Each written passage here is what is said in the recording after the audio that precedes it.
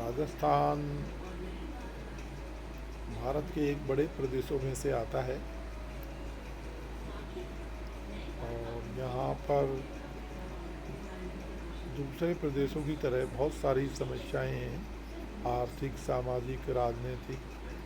आर्थिक समस्याओं में भी कई सारी ऐसी आर्थिक समस्याएं हैं जो केवल राजस्थान में ही हैं। जैसे कि सूखे की समस्या है, जैसे मरुस्थल की समस्या है।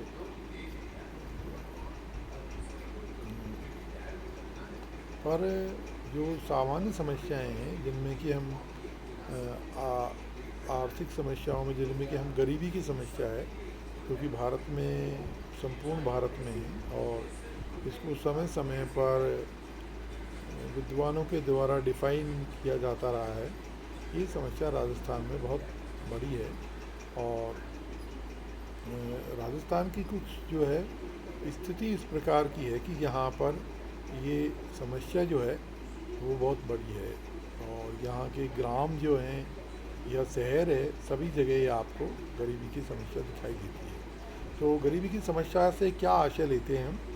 तो जैसे कि जे.एल. हिंसन ने कहा है कि न्यूनतम जीवन स्तर को बनाए रखने के लिए जितनी आय की आवश्यकता है उससे कम आय होने पर व्यक्ति को निर्धन माना जाएगा।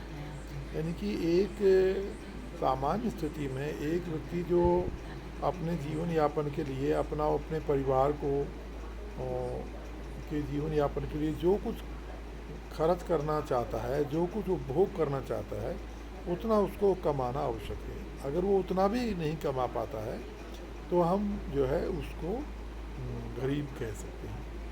विश्व बैंक ने जिसे कहा है, यदि कोई व्यक्ति प्रतिदिन $1 की औसत आय अर्जित करने में भी असमर्थ है तो यह माना जाएगा कि वह निर्धनता रेखा के नीचे जीवन बसर कर रहा है। तो यानी जो गरीब जो हैं, जो एक न्यूनतम आय जो नहीं कमा पाते हैं, उससे उन लोगों को हम ये कहते हैं कि वो गरीबी की रेखा है। गरीबी की रेखा मतलब यानी एक ऐसी इनकम जो कि एक व्यक्ति को या परिवार को होना आवश्यक है, उस इनकम से नीचे कमाने वाले लोगों को हम गरीब कहेंगे। और इसको अगर हम एक लाइन के द्वारा डिफाइन करना चाहें तो उससे जो नीचे निम्न जीवन व्यतीत कर रहे हैं, बस जीवन बसर कर रहे हैं, उनको हम गरीबी की रेखा से नीचे जीवन बसर करने वाला कहेंगे। भारत में राजस्थान में शुरू से ही बहुत गरीबी रही है। धीरे धीरे जो हमारी आर्थिक विकास के कार्य हैं, हमारे लोगों में जागृति है, इस और सरकारों के द्वारा जो प्रयास किए जा रहे हैं, उससे धीरे धीरे जो ऐसे लोगों की संख्या कम होती जा रही है जो कि गरीबी की रेखा के नीचे जीवन व्यतीत कर रहे हैं। और अभी हम सोच सकते हैं कि अगले 10 सालों में शायद ही कोई ऐसा रहेगा जो कि गरीबी की रेखा के नीचे जीवन बसर करेगा। अगला, जिसे भारतीय योजना आयोग ने कहा है, गरीबी की रेखा को उपभोग व्यय के रूप में, एक परिवार के पोषण के रूप में जो अनिवार्य है के रूप में व्यक्त किया जा सकता है। उपभोग व्यय का जो निम्नतम स्तर है उसे गरीबी रेखा माना गया है। तो भारतीय योजना आयोग ने कहा है कि भाई एक व्यक्ति का जो एक महीने का जो खाने पीने में और अपने आप को जो है पहनने में, जीवन बसर में जितना खर्चा करना आवश्यक है, अगर उस खर्चे से भी कम व्यक्ति अगर खर्चा करता है तो ये माना जाएगा कि वो गरीब है। यानी कि दूसरे लोगों ने आय के आधार पर माना है, तो भारतीय योजना आयोग ने इसको खर्चे के से जोड़कर बताया है। और कई लोगों ने जो है इसको कैलोरी से भी जोड़ा है। जैसे कि वर्तमान में शहरी क्षेत्र में 2100 कैलोरी एवं ग्रामीण क्षेत्र में 2400 कैलोरी से कम उपभोग वाले लोगों को गरीब माना जाता है। आय की दृष्टि से औसतन शहरी क्षेत्र में 47 रुपये और ग्रामीण क्षेत्र में 32 रुपये से कम कमाने वालों को गरीब माना जा सकता है। तो वर्तमान में जो डेफिनेशन दी गई है वो ये चल रही है कि भाई जो शहरी क्षेत्र में चूँकि थोड़ा हार्ड कम होता है, ग्रामीण क्षेत्र में मेहनत का काम ज़्यादा है, तो ग्रामीण क्षेत्र में जो 2400 कैलोरी का तक का भोजन नहीं कर पाता है और शहर में जो 2100 कैलोरी का भोजन नहीं कर पाता है, उसको हम गरीबी रेखा से नीचे का मानेंगे। और अगर इसको हम आय के दृष्टि से देखें तो वर्तमान में प्रतिदिन जो शहर में 47 रुपये और ग्रामीण क्षेत्र में 32 रुपये प्रति व्यक्ति प्रतिदिन से जो कम आय प्राप्त कर रहे हैं वो गरीब माना जा सकते हैं, या इनको गरीबी की रेखा के नीचे माना जा सकता है। आप आगे लेते हैं। गरीबी शब्दावली दो तरह की है, इसमें दो तरह हैं। एक तो होती है निरपेक्ष गरीबी और दूसरी होती है सापेक्ष गरीबी। तो हर एक व्यक्ति दूसरे की तुलना में गरीब है, तो ये हुई हमारी सापेक्ष है। जैसे मान लीजिए कि भाई हम कहें कि एक जो धनवान व्यक्ति है वो दूसरे धनवान की तुलना में गरीब हो सकता है। एक धनवान व्यक्ति जो है एक महीने के 50,000 रुपये कमाता है, 50 लाख रुपए कमाता है, और दूसरा धनवान व्यक्ति अगर मान लीजिए 10 लाख रुपए कमाता है, तो वो 10 लाख रुपए वाला उसकी तुलना में गरीब माना जाएगा।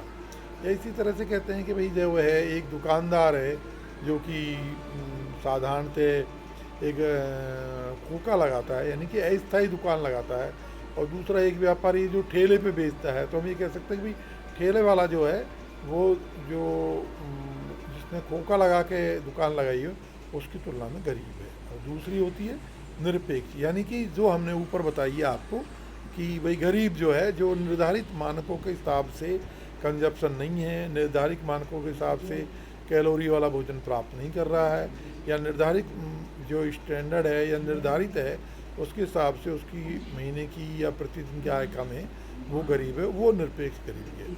तो यानी निष्कर्ष के रूप में हम कह सकते हैं कि गरीबी का अर्थ उस न्यूनतम आय से है जिसको एक परिवार के लिए आधारभूत न्यूनतम आवश्यकताओं की प्राप्ति हेतु आवश्यकता पड़ती है तथा जिसे परिवार जुटा पाने में असमर्थ होता है। तो न्यूनतम आवश्यकताओं में क्या लेंगे हम?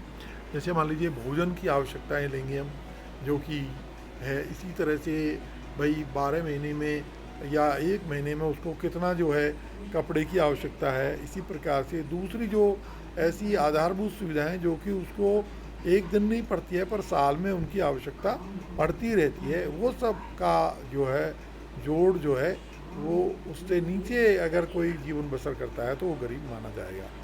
तो राजस्थान में गरीबी के कारण देखिए, ऐतिहासिक एवं भौगोलिक कारण। तो ऐतिहासिक मतलब राजस्थान का इतिहास इस तरह रहा है, यहाँ राजा महाराजाओं का एरिया रहा है, तो इसमें जो साधन जो होते हैं कमाने के वो कुछ ही लोगों के पास रहे। ज़्यादातर जमींदार हैं, बड़े सेठ हैं, और बाकी जनता ज़्यादातर मजदूर थी या ऐसी जनता थी जिसके पास में ज़मीन के भी अधिकार नहीं थे। तो इस वजह से हमारे जो लोग हैं वो गरीब के गरीब ही बने हुए हैं। उनके उत्थान के लिए उतना कार्य नहीं हो पाया है। उनके पास ज़मीन के और जितने भी जो आर्थिक संसाधन हैं उन पे उनका राइट नहीं है। और भौगोलिक कारण तो जैसे आप समझते हैं कि राजस्थान की जो स्थिति है इसमें यहाँ पर बहुत सारा मरुस्थली हिस्सा है जिसमें पैदावार कम होती है। दूसरा, राजस्थान की स्थिति पानी के दृष्टि से भी बड़ी दयनीय है, यहाँ पर बरसात कम होती है। और दूसरा, यहाँ भूमिगत जो पानी है रेगिस्तान और इन सब की वजह से बहुत कम है। तो इसलिए कृषि के क्षेत्र में तो राजस्थान बहुत ही जो है वो गरीब है, और उसका मेन कारण भौगोलिक कारण है। यानी हमारी भौगोलिक स्थिति ऐसी है जो कि हमें गरीब बनाए रखने में आगे है। अगला है जनसंख्या में वृद्धि। तो जनसंख्या जो ज़्यादा तेज़ी से जब वृद्धि होती है तो सारे विकास और प्रयासों को खा जाती है। तो जैसे हम देखते हैं कि 2001 से 2011 में राजस्थान की जो जनसंख्या वृद्धि 21.30 प्रति हज़ार रही, जो कि भारत की जो वृद्धि है 17.7 से बहुत ज़्यादा है। तो इसलिए ये भी एक गरीबी का मेन कारण है।